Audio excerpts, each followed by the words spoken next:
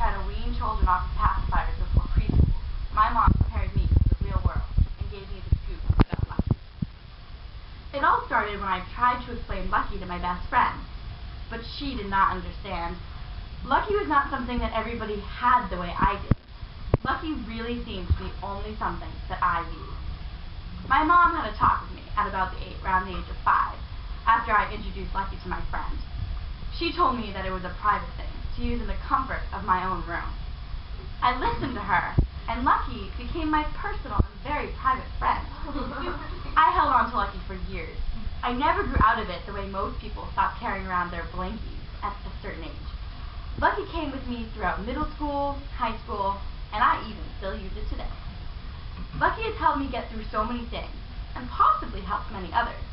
The truth is that every woman has a Lucky. I have just always known mine. Lucky is my clitoris. I understand this is not your everyday blankie or pacifier, but it was what I had, and I loved it. I didn't think of it as sexual. I remember feeling like I was climbing a mountain that I could never reach the top of. I just kept going up and up and up, but that peak was nowhere in sight. I remember sensing that there was supposed to be a peak, a point where it all results, but I never found it. Although it was weird and different, I never felt out of place. The first time I told someone else about it, my friend was a little shocked. However, as time passed by, she just knew it was something I did. Neither of us knew what I was doing.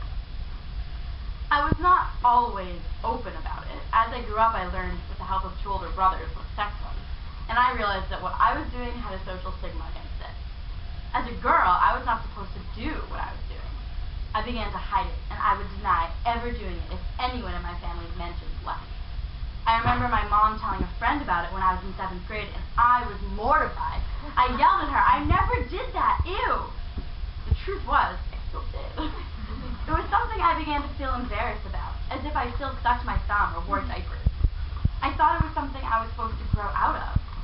I thought I was supposed to be ashamed of it. If I had been a boy, this would have been different. They are expected to experiment, and it is normalized. It is not the same for girls. Once I hit 8th grade, had my first serious boyfriend, and began to see that Lucky was okay, I found that other girls did not agree. If I said that I did it, every